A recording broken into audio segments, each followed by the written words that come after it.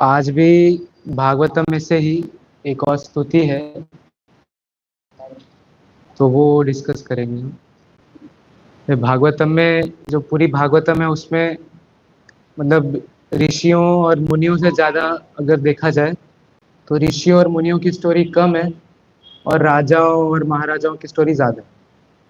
तो वो ऐसा क्यों है? क्योंकि अगर भागवतम में भगवान भगवान का सबसे मुख्य पुराण जो है वो भागवतम है, 18 पुराण में से।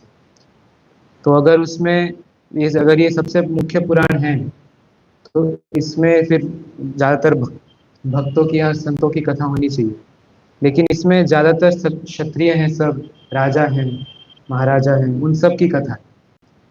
तो उन सब की कथा भागवतम में इसीलिए है कि हमें दिखाने के लिए कि चाहे व्यक्ति संसार में कितना ही व्यस्त क्यों ना हो, लेकिन अगर वास्तव में वो भक्त है तो फिर वो संसार के इस व्यस्तता में वो अपने आप को फंसाता नहीं। वो संसार में इतने बड़े पद पे होने पे भी वो भगवान की भक्ति में अधिक इंटरेस्ट दिखाता है। तो पूरे भागवतम में हमें देखने को मिलेगा, जो इसमें 18 स्कंद है, मतलब जो 12 स्कंद है और जो 18 वॉल्यूम जो है भागवतम, इसमें हर एक कथा जो है, परीक्षित महाराज, युधिष्ठिर महाराज, सारे पांडव, भीष्मदेव हैं, फिर सभी राजाओं की कहानी, पृथु महाराज, और ऐसे इसीलिए है ये हमें सिखाने के लिए कि जो अगर भौतिक जीवन में कोई अधिक व्यस्त होने का बहाना बनाते हैं तो वो बहाना सही नहीं। वास्तव में जो भक्त है तो उनका इंटरेस्ट भगवान में ऐसा होता है कि वो फिर भगवान में अपना समय देते हैं और बाकी चीज़ों को छोड़ देते हैं। तो वैसे भागवतम शुरू वहाँ होती है जहाँ महाभारत खत्म होती है। महाभारत का अंत होता है वहाँ पे कि जहाँ उसके जो लास्ट चैप्टर्स हैं उसमें भीष्मदेव शरीर छोड़ रहे हैं और युधिष्ठिर महाराज को उपदेश देते हैं। और फिर युधिष्ठिर महाराज, भीष्मदेव शरीर छोड़ देते हैं, युधिष्ठिर महाराज थोड़ा समय राज्य संभालते हैं और उसके बाद युधिष्ठिर महाराज और पांचों पांडव स्वर्ग की तरफ चले जाते हैं। तो यहाँ पे महाभारत खत्म हो जाती है और वहीं पर से कहीं से श्रीमद् भागवतम शुरू होती है कि जैसे ही अर्जुन गए तो फिर उनके पुत्र के पुत्र जो परीक्षित महाराज थे फिर वो प्रश्न करते, तो वहीं से भागवतम चालू। तो भागवतम में शुरू शुरू में महाभारत की कथा देखने को मिलती है।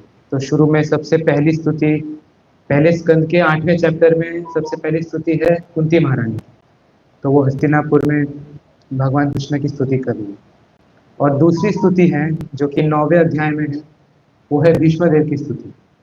तो वही आज हम थोड़ा डिस्कस करेंगे।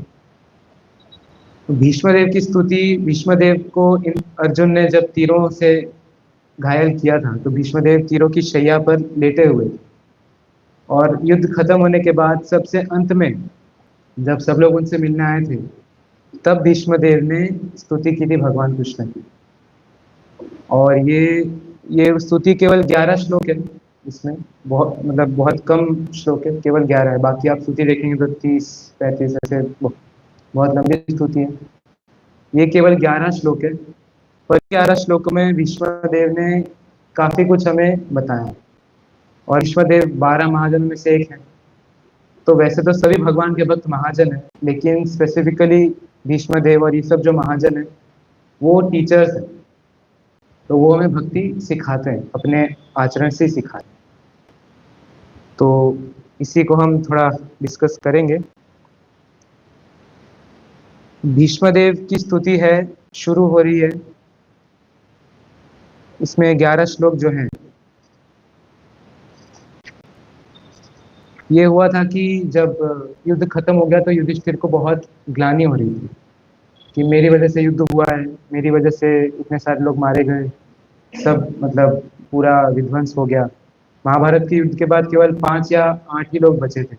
5 पांडव थे और उस तरफ शायद कृपाचार्य और 1-2 लोग थे बस। तो मतलब पांडवों की अपनी सेना, अपने पुत्र सब खत्म हो गए, ना कोई बड़े बचे ना कोई छोटे, सब खत्म। तो युधिष्ठिर महाराज को बहुत दुख हुआ क्योंकि युधिष्ठिर महाराज अंदर से बहुत, उनका हृदय बहुत ही कोमल था। तो उनको दुख हुआ और वो बहुत ज्यादा ग्लानि में चले गए। तो भगवान ने तब कहा कि मैं, मतलब भगवान ने अर्जुन को तो समझा दिया था गीता में कि उस समय जब अर्जुन कंफ्यूज हो गए थे तो अर्जुन को तो उन्होंने समझा दिया था कि युद्ध करो ये वो। लेकिन युधिष्ठिर महाराज इतने ज्यादा ग्लानि में चले गए थे कि भगवान ने बोला कि अब मैं इन्हें नहीं समझाऊंगा, क्योंकि युधिष्ठिर महाराज कृष्ण भगवान से बड़े भी थे उम्र में। और दूसरा है कि भगवान ने सोचा कि भीष्मदेव की महिमा को मैं लोगों के सामने लाऊंगा, तो मतलब भीष्मदेव से उनको बात कराने लगे कि भीष्मदेव आपको समझाएंगे। तो सब लोग वहां जाते हैं जहाँ भीष्मदेव लेटे हुए थे। आज भी कुरुक्षेत्र में वो जगह है भीष्म कुंड। तो भीष्म कुंड वही जगह है जहाँ अर्जुन ने तीर से गंगा को प्रकट किया था, और वही पानी भीष्मदेव ने पिया। तो वहीं पर भीष्मदेव लेटे हुए थे और वहीं पे सब लोग आए, कृष्ण भगवान आए, पांडव लोग आए, सब आए। और वहां भगवान कृष्ण ने कहा कि युधिष्ठिर महाराज को आप उपदेश दीजिए। तो युधिष्ठिर महाराज को भीष्मदेव ने कई सारे टॉपिक्स पे उपदेश दिए कि राजा का क्या कर्तव्य है, प्रजा को कैसे संभालना है, दान क्या है, बहुत सारे जगह, बहुत सारे टॉपिक्स पे उन्होंने अपना मतलब शिक्षाएं दी, क्योंकि भीष्मदेव मतलब कई सालों का अनुभव था, उनको सबसे वयोवृद्ध वही थे। तो वो बहुत अच्छी तरह से उन्होंने बताया युधिष्ठिर को कि आपको कैसे क्या करना है। लेकिन अंत में फिर उन्होंने कहा, जैसे इसमें दो चीजें अंत में, जैसे महाभारत अगर आप पढ़ेंगे तो उसमें यह है कि अंत में युधिष्ठिर पूछते हैं कि आपने मुझे सब कुछ बता दिया, लेकिन अब मुझे अल्टीमेटली क्या करना है। मतलब महाभारत के अंत में श्लोक आ रहे हैं, युधिष्ठिर पूछ रहे हैं कि कौन सबसे टॉप मोस्ट है, या किन की स्तुति करनी चाहिए, और जीवन के अंत में मुझे किनको याद करना। तो महाभारत में युधिष्ठिर ये क्वेश्चन पूछते हैं, और फिर भीष्मदेव उसके आंसर में कहते हैं कि आपको भगवान विष्णु को याद करना है, भगवान विष्णु का नाम लेना है। और वहां पे भीष्मदेव विष्णु सहस्त्र नाम बोलते हैं युधिष्ठिर महाराज को, और भगवान कृष्ण की प्रशंसा के लिए। और भागवतम में वर्णन आ रहा है कि जो सारे उपदेश दे रहे थे देने के बाद भीष्मदेव ने वहीं पर भगवान कृष्ण खड़े थे तो उनकी स्तुति की थी। तो दोनों सही है, उन्होंने कृष्ण की स्तुति की थी, विष्णु सहस्त्र नाम भी बोले थे। तो वो स्तुति भागवतम में अच्छी तरह से रिकॉर्डेड है, और उनके ऊपर श्रील प्रभुपाद बहुत अच्छी तरह से व्याख्या दे रहे हैं। और वही आज हम मतलब जो प्रभुपाद के जो तात्पर्य है उन्हीं को हम पढ़ेंगे, और उसी में से मतलब हम थोड़ा सा एक छोटा सा डिस्कशन करेंगे। तो सबसे पहला श्लोक है, इति मतिरूपकल्पिता वितृष्णा भगवती सात्वत पुंगवे विभूम्नि स्वसुखमुपगते क्वचित विहर्तुम प्रकृतिमुपेयुषि यद भव प्रभा। कह रहे हैं भीष्मदेव कि अभी तक जो मैं सोचता था, जो भी अनुभव करता था, वो सब अलग अलग विषयों और अलग अलग वृत्तियों के कारण था, उनके प्रभाव में आके था। लेकिन अब जब मेरा अंत समय आ गया है, तो मुझे मेरी मति को भगवान कृष्ण में लगाने दो। और कृष्ण तो हमेशा आत्मतुष्ट रहते हैं, लेकिन भक्तों के नायक हैं, सात्वत पुंगवे, भक्तों के नायक है वो, इसलिए वो यहाँ पे आते हैं हमारे बीच और लीलाएं करते हैं। तो पहले श्लोक में मति की बात करें, इति मति। मति का मतलब सोचना, अनुभव करना और चाहना, थिंकिंग, फीलिंग और विलिंग। तो मति को भगवान कृष्ण में लगाना, भीष्मदेव ऐसा कह रहे हैं। अब अंत समय आ गए, भीष्मदेव तीरों की शैया पे, वो कुछ कर तो नहीं सकते भगवान के लिए, तो बाकी और कुछ करने जाए इससे अच्छा भीष्मदेव ने कहा कि बस अब अंत समय आ गए, अब मुझे अपनी मति भगवान में लगानी है। और मति मतलब थिंकिंग, फीलिंग और विलिंग तीनों। तो वो कह रहे हैं कि मति मैं भगवान को अर्पित कर। और वास्तव में पूरे जीवन में भी यही इंपॉर्टेंट है, क्योंकि पूरे जीवन हमारी, विश्वदेव कह रहे हैं कि अभी तक मेरी मति इधर उधर फैली हुई थी। तो वास्तव में हमारे जीवन में भी हमारी मति फैली ही रहती है, कभी एक जगह होती नहीं। लेकिन मति को अंत समय भगवान कृष्ण में लगाना, ये वो कनेक्ट कर रहे हैं। बस एक पॉइंट अगर हम कनेक्ट कर दे रहे हैं तो फिर बात बन जाएगी। भीष्मदेव ये कह रहे हैं कि मेरी मति भगवान से कनेक्ट हो। फिर अगला श्लोक मतलब मैं काफी शॉर्ट में डिस्कस करूंगा, क्योंकि ये इतने में ही हम मतलब काफी कुछ सीख जाएंगे, बहुत ब्यूटीफुल है ये। दूसरा श्लोक है, त्रिभुवन कमलम तमाल वर्णम रवि कर गौरवराम्बरम दधाने वपुरलक कुलावृताननाब्जम विजय सखे रचिरस्तु मेन वज्ञा। अब आगे 3-4 श्लोकों में आप चाहे तो अपने फोन में निकाल भी सकते हैं, मिल जाएगा। तो आगे 3-4 श्लोकों में जो भीष्मदेव है वो भगवान के रूप का वर्णन कर रहे हैं, भगवान दिख कैसे रहे जिस तरह। जब भीष्मदेव लेटे हुए हैं और भगवान कृष्ण पांडव सब उनके सामने खड़े, लेकिन उनको लेटे हुए वो सीन याद आ रहा है कि भगवान जब अर्जुन का रथ हाँक रहे थे या भगवान जब उनकी तरफ बढ़ रहे थे, तो वो सीन अभी माइंड में उनके आ रहे हैं। तो सेकंड श्लोक का ट्रांसलेशन है कि भगवान श्री कृष्ण अर्जुन के घनिष्ठ मित्र हैं। वे इस धरा पर अपने दिव्य शरीर में प्रकट हुए हैं जो तमाल वृक्ष की तरह सुंदर नीले रंग का है। उनका शरीर तीनों लोकों में हर एक को आकृष्ट करता है। उनका चमचमाता पीतांबर और चंदन की चित्रावली से सुसज्जित मुख कमल मेरे आकर्षण का विषय बने और मैं सकाम फलों की इच्छा न करूं। कह रहे कि विजय सखे रतिरस्तु में अनवद्या। विजय मतलब अर्जुन का नाम है, और विजय के जो सखा हैं यानी कि कृष्ण, उनमें मेरी रति हो, वो कह रहे हैं। फिर अगला तीसरा श्लोक है युधि तुरगरजो विधुम्र विश्वक कच लुलित श्रमवार्यलंकृतास्य मम निशित शरैर विभिद्यमान त्वचि विलसत कवचेस्तु कृष्णात्मा। कह रहे कि युद्ध क्षेत्र में भगवान कृष्ण के लहराते केश घोड़ों के पैरों से धूली उड़ती धूल से धूसरित हो गए और श्रम के कारण उनके मुख में पसीना आ गया, और मेरे तीखे बाणों से जो उनके शरीर पे घाव हुए थे, तो उससे उनकी सौंदर्य की शोभा बढ़ गई और भगवान भी इसका आस्वादन कर रहे थे। तो कह रहे कि मेरा मन उन्हीं भगवान कृष्ण के प्रति आकर्षित। तो यहाँ पे दूसरा श्लोक है, उसमें एक और वर्णन है कि जब भगवान युद्ध के रथ को चला रहे हैं, तो घोड़ों के भागने से धूल उड़ रही है, वो भगवान पे लग रही है, भगवान को पसीना आ रहा है, और मैं जो बाण चला रहा हूँ वो भगवान के शरीर पे लग रहे, तो उनको खून आ रहा है और वो और सुंदर लग रही है। तो ये वीर रस है। वैसे 5 मेन रस होते हैं, दास्य रस, वात्सल्य रस, साख्य, माधुर्य। उसमें भी 7 और रस होते हैं, तो वीर रस है ये। वीर रस मतलब जब सामने से कोई योद्धा के रूप में भगवान की सेवा करता है, ये वीर रस है। तो उनको भगवान का ये रूप, पार्थ सारथी का रूप बहुत सुंदर लगा। इवन विष्णु सहस्त्र नाम में भी वो मतलब 1000 नाम बोल रहे हैं भगवान विष्णु के, लेकिन उनका लास्ट नेम जो है, जो विष्णु सहस्त्र नाम में लास्ट नाम जो ले रहे हैं भीष्मदेव, वो युद्ध में जो पार्थ सारथी का रूप है उससे रिलेटेड लास्ट नेम वो ले रहे हैं कि रथांग पाणी, कि जिनके हाथ में रथ का पहिया। तो वो लास्ट नेम वही उन्होंने लिया है, क्योंकि उनका अट्रैक्शन भगवान के इस रूप में, पार्थ सारथी के रूप में।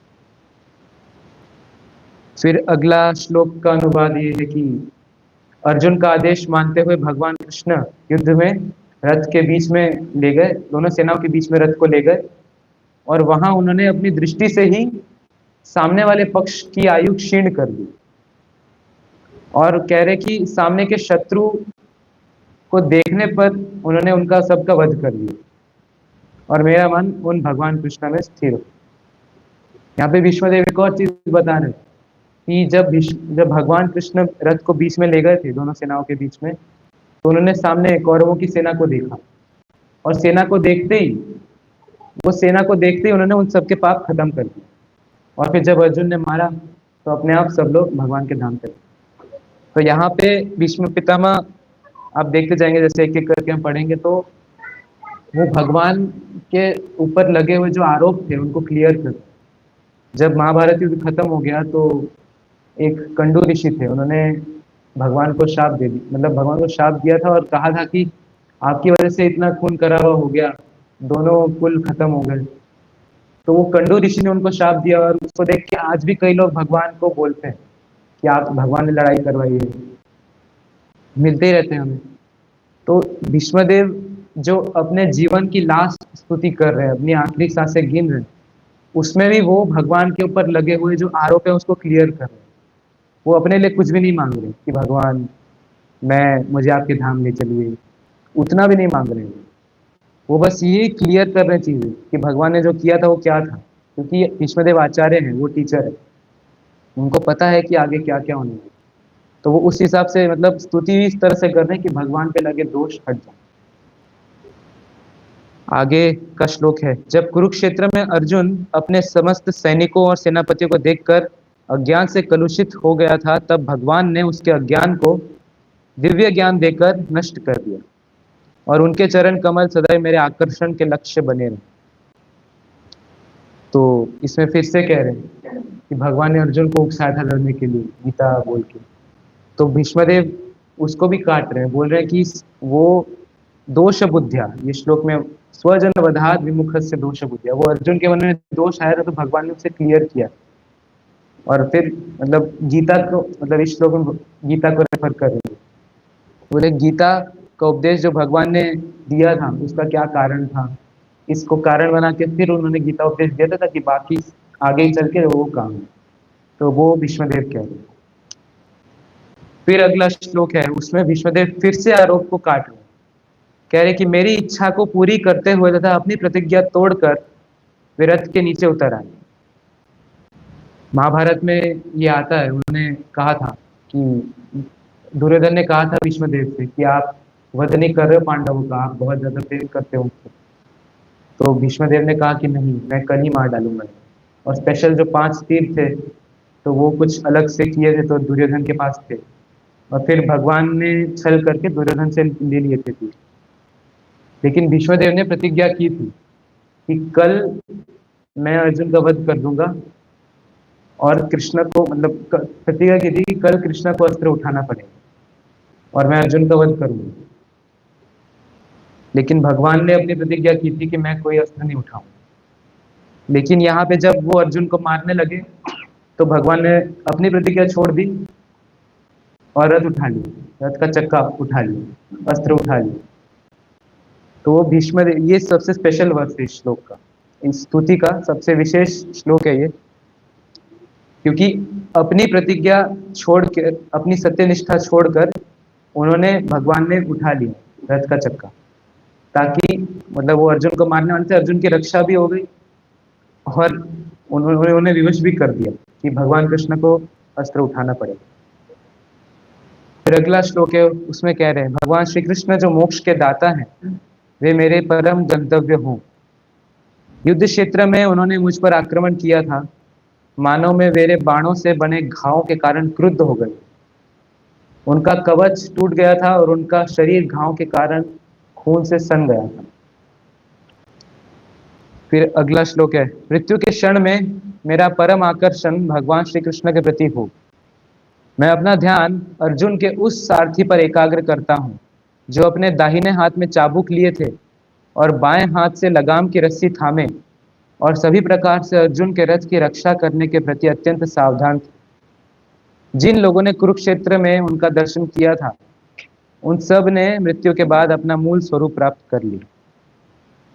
तो भीष्मदेव यहाँ पे बता रहे हैं कि जिन जिन का ये वध हुआ, इवन कौरवों का भी वध हुआ, सबने भगवान कृष्ण को देखा था, तो सब लोग अपने मूल स्वरूप को प्राप्त हो गए, यानी कि सब लोग वापस भगवान के धाम गए। मेरा मन उन भगवान श्री कृष्ण में एकाग्र हो जिनकी चाल तथा प्रेम भरी मुस्कान ने ब्रज की गोपियों को आकृष्ट कर लिया था। गोपियों ने भगवान श्री कृष्ण की लाक्षणिक गतियों का अनुकरण किया था।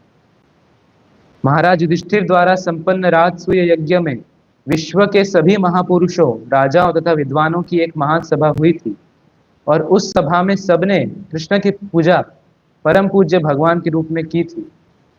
ये सब मेरी आंखों के सामने हुआ और मैंने इस घटना को स्मरण रखा, जिससे मेरा मन श्री भगवान में लगा रहे।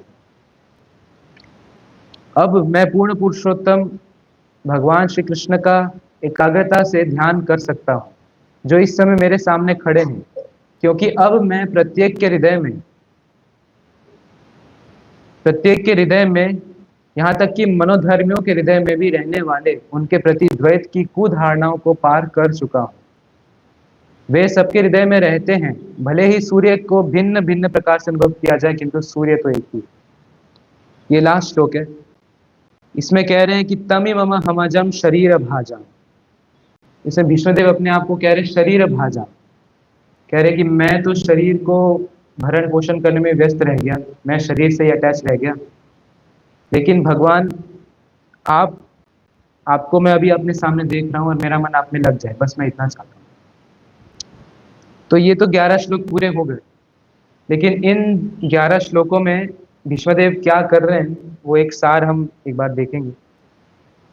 तो पूरे भीष्म स्तुति में कहीं पर भी भीष्मदेव ने अपने संबंध की बात नहीं की भगवान से। पूरे भीष्म स्तुति में शुरू से लेकर अंत तक भीष्मदेव कृष्ण और अर्जुन का जो संबंध है उसी के ऊपर बात कर रहे हैं कि कृष्ण अर्जुन के सखा है, विजय सखा या फिर कृष्ण सखा, मतलब अर्जुन के साथ ही उनका नाम जोड़ के बोल रहे हैं। क्योंकि भगवान को तभी हम अ, उनके भक्तों के नाम के साथ जोड़ते हैं तो भगवान को ज्यादा अच्छा लगता है। हम उन्हें कृष्ण बुलाते हैं तो उन्हें अच्छा लगता है, हम उन्हें देवकी नंदन बुलाएंगे तो उन्हें और अच्छा लगता है। उनके भक्तों के नाम के साथ उनका नाम लेते हैं तभी राधा गोविंद जी या सीता राधा, तो उनको ज्यादा अच्छा लगता है। तो विष्णुदेव यहाँ पे अपने को भगवान से कनेक्ट बिल्कुल भी नहीं कर रहे, वो भगवान और अर्जुन का संबंध को हाईलाइट कर रहे हैं पूरे जो स्तुति है इसमें। और पूरे जो ये भीष्म स्तुति है उसमें मेन भीष्म पितामह का ध्यान दो सीन्स पर है। एक तो ये है कि भगवान अर्जुन का रथ चला रहे हैं, अर्जुन का रथ चलाते हुए भगवान आगे जा रहे हैं जो भी है। और दूसरा सीन है जिस पर उन्होंने फोकस किया है वो राजसूय यज्ञ का, जहाँ भगवान की पूजा हो रही है सभी देवी देवताओं सभी बड़े बड़े राजाओं के साथ। तो दोनों जो दृश्य है वो बहुत ही महत्वपूर्ण है, क्योंकि एक दृश्य है जो राजसूय यज्ञ का है। तो राजसूय यज्ञ में भगवान ने भगवान की सबसे पहले पूजा हुई थी और वहाँ पे मतलब पूरे विश्व के बड़े से बड़े राजा बड़े बड़े सम्राट थे। तो उन सबके सामने मतलब जो पांडवों ने मिलकर सबने सबके सामने सबकी सहमति से भगवान कृष्ण की पूजा हुई थी सबसे पहले। तो वो भगवान की जो भगवत्ता है या भगवान का ऐश्वर्य है उसका सूचक है। और जो दूसरा दृश्य विष्णु पितामह बार बार बता रहे हैं वो है कृष्ण अर्जुन का रथ चला रहे हैं। तो कृष्ण जब अर्जुन का रथ चला रहे हैं तो वो भगवान का माधुर्य का दृश्य है। एक दृश्य था वो ऐश्वर्य का था और ये माधुर्य का, कि भगवान सबके ऊपर है, ये सबको पता है, सबसे श्रेष्ठ है, लेकिन सबसे श्रेष्ठ होते हुए भी भगवान अर्जुन का रथ अपनी इच्छा से चला रहे हैं। और मतलब रथ चलाना वैसे शूद्रों का काम होता है, तो वो भगवान रथ चला रहे हैं खुद। बाकी किसी योद्धा का ऐसा स्पेशल सारथी नहीं है, मतलब सारे ऐसे नॉर्मल है। केवल अर्जुन के लिए भगवान ने बोला कि मैं खुद सारथी बनूंगा, जबकि खुद द्वारका के राजा है। तो ये दो दृश्य बिल्कुल अलग है, लेकिन दोनों ही भगवान के जो मतलब भगवान के दो सबसे मुख्य गुणों को प्रकट करते हैं और दोनों ही गुण हमारे लिए आवश्यक है समझना। और पूरी स्तुति में भीष्मदेव कई सारे रसों को मतलब रसों के बारे में बता रहे हैं, रसों के बारे में हमें बता रहे हैं। जैसे भीष्मदेव प्रभुपाद तात्पर्य में लिख रहे हैं कि भीष्मदेव दास्य रस में थे, यानी कि सेवक के भाव में थे। तो वो दास के रूप में प्रार्थना कर रहे हैं। हर श्लोक में ऑलमोस्ट आ रहा है कि आपके चरणों में मेरी रति हो, या अर्जुन के सखा के चरणों में मेरी रति हो, या भगवान श्री कृष्ण के चरणों में मेरी रति हो। हर श्लोक में वो कह रहे हैं कि आपके चरणों में मेरी रति हो। चरण मतलब सेवा, आपकी सेवा में मेरी रति हो, यानी कि वो दास्य रस में। और फिर वीर रस में भी है, मतलब भगवान को मतलब सामने जब एक मतलब भगवान की भी इच्छा होती है युद्ध करने की, तो भगवान चूज करते हैं कि कौन मेरा ऐसा भक्त होगा जो मेरे सामने मेरे से लड़ाई करे। तो भीष्मदेव यहाँ लड़ाई कर रहे हैं और कृष्ण भगवान को आनंद आ रहे हैं उनसे युद्ध कर, तो ये वीर रस। और भीष्मदेव एक और आश्चर्य की बात है कि भीष्मदेव इस स्तुति में गोपियों को भी ला रहे हैं। मतलब महाभारत के युद्ध में किसी ने गोपियों के बारे में कभी बात नहीं की, लेकिन भीष्मदेव को पता है कि कृष्ण के सबसे श्रेष्ठ भक्त जो है वो वृंदावन में गोपियां, तो वो उनकी भी स्तुति कर रहे हैं। उनके बारे में भी एक श्लोक आया था बीच में, तो उनकी स्तुति कर रहे हैं। तो कई सारे रस को भीष्मदेव मतलब भीष्मदेव कई सारे रसों को अप्रिशिएट कर रहे हैं यहाँ पे।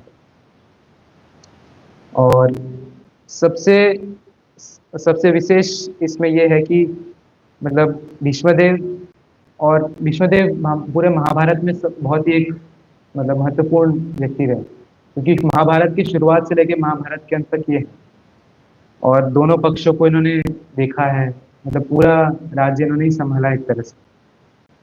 और जब ये शैया पे पड़े तो एक तरफ भगवान कृष्ण ने इनके ऊपर तीर भी चलाए, और जब ये शैया पे पड़े तो भगवान कृष्ण और सब लोग इनके दर्शन करने भी आए। और भगवान कृष्ण खुद दर्शन करने आए हैं, भीष्मदेव के आशीर्वाद लेने आए हैं और उनको दर्शन देने भी आए उनके अंतिम समय में। भीष्मदेव को ये था कि जब वो इच्छा करेंगे तब वो शरीर छोड़ेगा। तो उन्होंने उत्तरायण का समय चुना था, तो उत्तरायण के बाद का समय चुना था कि मैं इस समय शरीर छोड़ूं। और वास्तव में उत्तरायण के समय वो चुना नहीं था उन्होंने। आचार्य बताते हैं कि उत्तरायण के बाद का समय उन्होंने इसीलिए चुना था कि उस समय तक भगवान कृष्ण मेरे सामने आएंगे, उनके सामने फिर मैं शरीर छोड़ूंगा। उस इसीलिए उन्होंने बाद में शरीर छोड़ा। और फिर गोपियों के बारे में जब भीष्मदेव कह रहे थे, तो आगे भागवतम में आ रहा है कि उद्धव जी ने भगवान कृष्ण से वरदान मांगा था कि आप मुझे घास बना दीजिए वृंदावन में, ताकि मुझे गोपियों की और ब्रजवासियों की चरण रज प्राप्त।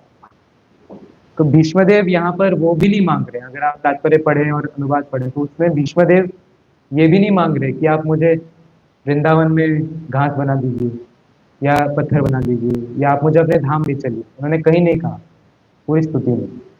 वो कुछ मांग नहीं रहे। मतलब इवन राम जी जब दंडकारण्य में थे तो कई समय वहाँ के ऋषियों के साथ रहे थे। तो जब राम जी जा रहे थे तो ऋषियों ने कहा था कि हमें आपके साथ रहना है, आप जा क्यों रहे? तो राम जी ने कहा था कि वो मतलब ऋषि कह रहे थे कि हम आपकी सेवा करना चाहते हैं। पर राम जी ने कहा था कि अगले जन्म में मैं कृष्ण बनूंगा और तब आप लोग मेरा संग प्राप्त करना, मेरे पास आना। लेकिन यहाँ पर मतलब भीष्मदेव ने इतना भी मांगा नहीं भगवान से। भगवान अगर भीष्मदेव मांगते हैं कि आप मुझे वृंदावन ले चलिए, आप मुझे अपना सखा बना लीजिए, कुछ कर लीजिए, जैसे सहजिया सब करते हैं, वो सीधा सखा बन जाते हैं, सीधा ऊपर। उन्होंने वो किया नहीं। उन्होंने ऊपर जाने की बात नहीं की, वो जहाँ है वही संतुष्ट है। उनका कहने का तात्पर्य है कि केवल गोपियों की जो सेवा थी, उसको अगर हम प्रशंसा कर लें या उसको हम उसकी महत्वता हम अगर हम समझ लें तो वही बहुत बड़ी बात है। और उन्होंने बस उनके मतलब गोपियों को बस उनका बस ग्लोरिफिकेशन किया, गुणगान किया और बस आगे कुछ बोला नहीं। क्योंकि वो हमारे आचार्य, तो वो हमें सिखा रहे हैं कि हमें कहाँ तक देखना है, हमें मतलब किस तरह से भगवान की हर लीला को देखना और हमें कहाँ तक हमें आशा रखनी है। उन्होंने एकदम बिना कुछ मांगते हुए केवल भगवान का ग्लोरिफिकेशन किया, केवल गुणगान किया। और स्तुति में मतलब भगवान का नाम, रूप, गुण और लीला, चार चीजें होती हैं। तो इस स्तुति में भगवान मतलब भीष्मदेव ने भगवान के नाम का भी गुणगान किया है, जगह जगह भगवान का नाम ले रहे हैं। भगवान के गुणों का भी गुणगान किया है, मतलब किस तरह से भगवान के गुण हैं, जैसे ऐश्वर्य और तो भगवत्ता और माधुर्य, वो सब हमने देखा। नाम, रूप का गुणगान कर रहे हैं कि मतलब कई सारे श्लोक हमने देखे कि वो जिस तरह से भगवान रथ हाँक रहे हैं, भगवान कैसे लग रहे हैं, उनका उत्तरिया गिर गया। जो वो श्लोक था तो उसमें आ रहा था कि जब ऐसा हो रहा था कि जब भीष्मदेव अर्जुन को मारने ही वाले थे, अर्जुन मरने ही वाला था, तब भगवान ने अपनी प्रतिज्ञा छोड़ दी और अर्जुन की रक्षा के लिए अपनी प्रतिज्ञा छोड़ दी और रथ का पहिया उठा लिया और रथ का पहिया लेके वो भीष्मदेव की तरफ जाने लगे। और भीष्मदेव ने उस समय अपने सारे अस्त्र छोड़ दिए और भीष्मदेव ने कहा कि आ जाइए, आप मुझे मार दीजिए। लेकिन वहां पे उस समय युद्ध का टाइम खत्म हो गया, तो वो सीन वहीं पे रुक गया। तो भीष्मदेव उस सीन को याद कर रहे कि आप आ रहे थे तो ऐसा लग रहा था कि एक शेर हाथी की तरफ आ रहा है उसको मारने के लिए, और आते हुए आपका उत्तरिया जो है उड़ गया। वो पूरा सीन याद है हमें। और अंत समय में जब भीष्मदेव ऐसा सीन याद कर रहे तो ये हमें सिखाने के लिए कर रहे कि भीष्मदेव बहुत लंबा जीवन रहा उनका, शुरुआत से लेकर के इतना लंबा समय, इतने तो उनके बच्चे भी नहीं उन्हें नहीं जी पाए जितना वो जिए। उन्होंने इतनी सारी चीजें देखी अपने जीवन में, लेकिन फिर भी अंत समय में उनको एक ही सीन याद आ रहा है। वही सीन बार बार याद आ रहा है कि भगवान मेरी तरफ रथ का चक्का लेके आ रहा है। और भीष्मदेव इस तरह से हर रस में भगवान को याद कर रहे हैं। और ये भीष्म स्तुति है। बस इसको हमने थोड़ा काफी संक्षिप्त में इसको थोड़ा सा हमने चर्चा कर लिया। अभी आगे आप लोग जा करके इसको पढ़ सकते हैं प्रभुपाद के तात्पर्य के साथ। बहुत ही सुंदर स्तुति है। सिर्फ 11 श्लोक है, इसको हम डेली सुन भी सकते हैं या डेली पढ़ भी सकते हैं। तो डेली अगर पढ़ेंगे तो एक ये इम्प्रेशन मन में रहेगा कि मृत्यु के समय भीष्मदेव जिस तरह से भगवान को याद कर रहे हैं, तो हम तो मृत्यु के समय बहुत मुश्किल है भगवान को याद करना, लेकिन अगर हम मृत्यु के समय कम से कम अगर भीष्मदेव को भी याद कर पाए तो बहुत बड़ी बात होगी। तो बस ये थोड़ा सा संक्षिप्त में भीष्म स्तुति है। भीष्मदेव के आराध्य पार्थ सारथी रूप में भगवान श्री कृष्ण है, और वही श्री कृष्ण वृंदावन में गोपियों के सर्वाधिक मनोहर श्याम सुंदर हैं। कभी कभी अल्पज्ञ लोग गलती से सोचते हैं कि वृंदावन के श्री कृष्ण और कुरुक्षेत्र वाले कृष्ण अलग अलग हैं, लेकिन भीष्मदेव के मन में यह भ्रांति दूर हो चुकी है। यहाँ तक कि निर्विशेषवादियों के लक्ष्य निराकार ज्योति के रूप में भगवान कृष्ण ही है, और योगियों के लक्ष्य परमात्मा भी भगवान श्री कृष्ण ही है। भगवान श्री कृष्ण ब्रह्म ज्योति और परमात्मा दोनों हैं, और लेकिन भगवान कृष्ण में ब्रह्म ज्योति और परमात्मा दोनों हैं, लेकिन ब्रह्म ज्योति और परमात्मा जो भगवान के रूप हैं वो भगवान कृष्ण नहीं है, और न ही कृष्ण के मधुर संबंध उस रूप में संभव है। अपने साकार रूप में भगवान श्री कृष्ण पार्थ सारथी तथा वृंदावन में श्याम सुंदर दोनों ही हैं, लेकिन निराकार पक्ष में वे न तो ब्रह्म ज्योति में है न ही परमात्मा में। भीष्मदेव जैसे महात्मा भगवान श्री कृष्ण के इन विभिन्न स्वरूपों का अनुभव कर सकते हैं, अतएव वे भगवान श्री कृष्ण को समस्त स्वरूपों का उद्गम जानकर एकाग्रता से उन्हीं की पूजा करते हैं। तो पार्थसारथी मतलब पार्थसारथी का जो रूप है वो भीष्मदेव के मन में था। मतलब हर भक्त का अपना अलग अलग रूप एक मतलब भगवान का मन में होता है। जैसे मतलब जो पांडव हैं वो कृष्ण को द्वारका के राजा के रूप में जानते हैं या अपने सखा के रूप में जानते हैं। फिर कुछ लोग जो होंगे वो कृष्ण को वृंदावन के जो बालक है उसके रूप में जानते हैं, लेकिन भीष्मदेव के लिए ये रूप है पार्थसारथी का रूप, और ये रूप मतलब भीष्मदेव याद करते हुए अपना शरीर छोड़ गए। तो ये बस थोड़ा सा संक्षिप्त में था भीष्म स्तुति। हरे कृष्ण। भीष्म पितामह की जय, श्रीमद् भागवतम की जय। अगर आप कुछ बताना चाहते हैं या कुछ आपके प्रश्न है तो आप बताएं।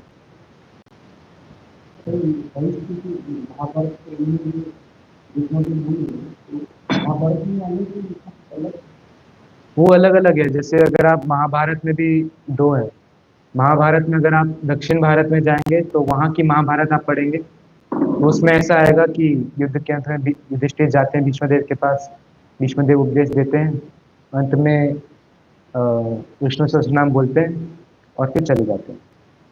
अगर आप उत्तर भारत में जाएंगे, वहाँ की महाभारत आप पढ़ेंगे तो उसमें शिव जी की स्तुति चल रही है, वो अलग है। लेकिन भागवतम में ऐसे है कि युधिष्ठिर महाराज जाते हैं, भीष्मदेव उनको उपदेश देते हैं और अंत में भगवान कृष्ण की स्तुति विष्णु स्तुति करके शरीर छोड़ देते हैं। तो वास्तव में उन्होंने विष्णु सहस्त्रनाम युधिष्ठिर को बोला था। युधिष्ठिर ने क्वेश्चन पूछा था, अगर आप विष्णु सहस्त्रनाम सुनते हैं तो उसमें आता है युधिष्ठिर ने क्वेश्चन पूछा था कि किम एकम दैवतम लोके। बोले युधिष्ठिर क्वेश्चन पूछते कि इस लोक में कौन एक देवता है, किनका जप करना चाहिए, किनकी स्तुति करनी चाहिए, किनका शरण लेना चाहिए। तो उसके आंसर में भीष्मदेव बोलते हैं कि ये विष्णु हैं, ये इनका ऐसे स्तुति करो, तो वो सहस्त्रनाम बोलते हैं।